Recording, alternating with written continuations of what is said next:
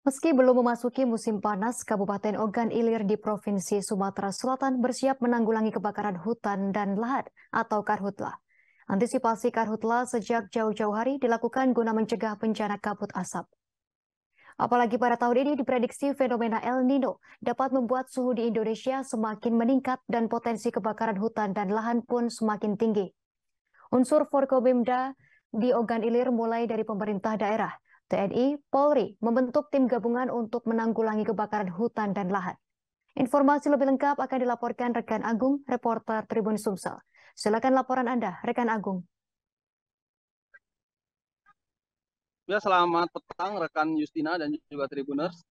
Saat ini menyambut, maksudnya sebelum memasuki musim panas, beberapa daerah di Sumatera Selatan sudah mewaspadai akan terjadinya kebakaran hutan dan lahan, termasuk di Kabupaten Ogan Ilir.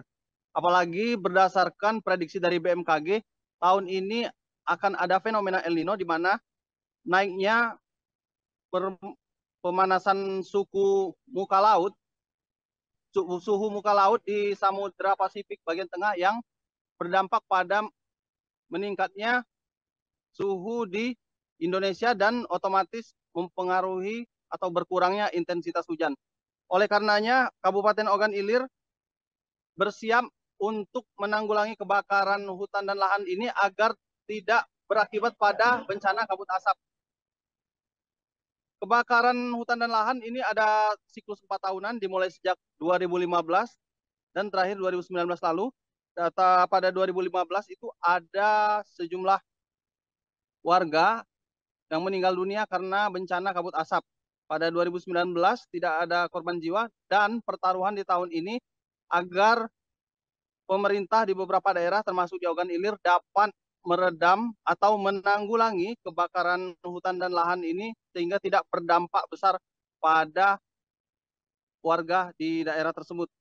Dan saat ini tim gabungan berjumlah 700 orang ini terdiri dari TNI, Polri, BPBD atau Badan Penanggulangan Bencana Daerah, Manggala Agni dan juga masyarakat peduli api yang disiapkan untuk menanggulangi kebakaran lahan beberapa yang diprediksi terjadi beberapa bulan kemudian.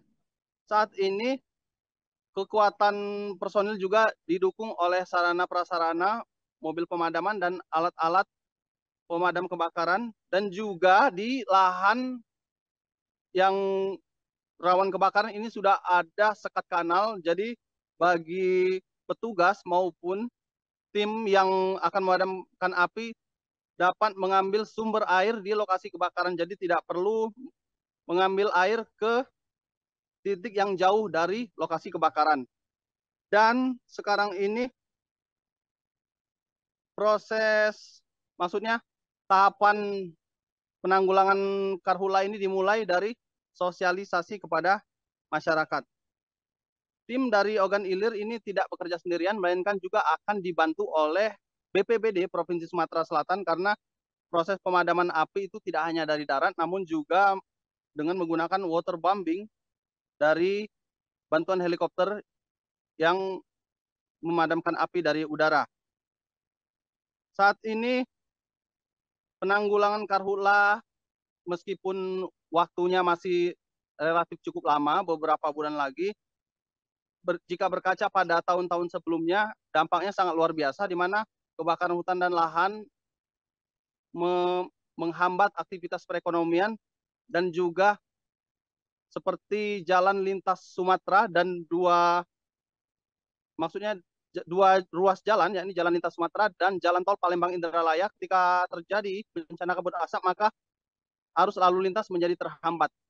Simpul-simpul keramaian orang yang terhambat inilah yang tahun ini sebisa mungkin akan dicegah sehingga tidak terjadi seperti sebelum-sebelumnya.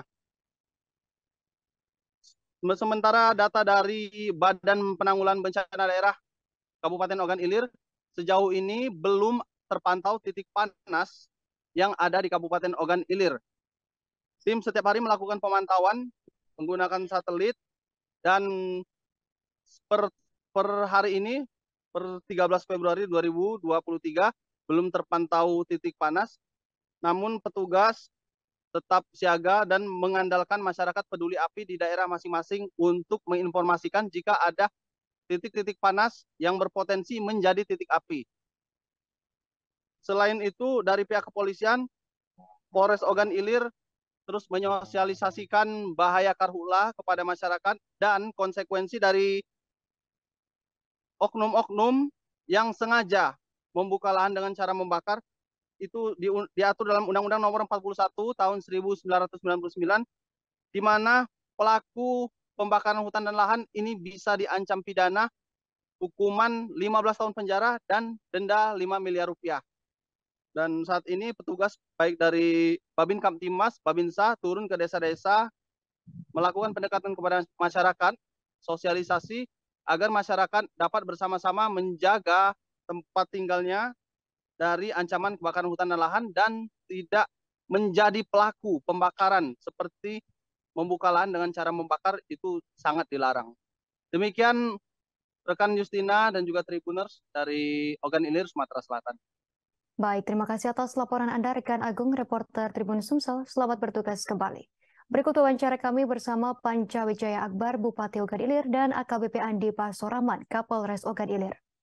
Kita koordinasi, tentunya semua koordinasi. Kami mendapat info, kemudian kami berkomunikasi koordinasi dengan BMKG Provinsi.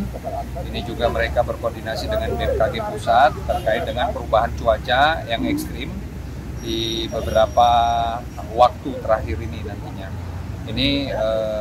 Ini sangat berdampak pada kegiatan-kegiatan kita nantinya. Ini kegiatan masyarakat terkait dengan perubahan cuaca.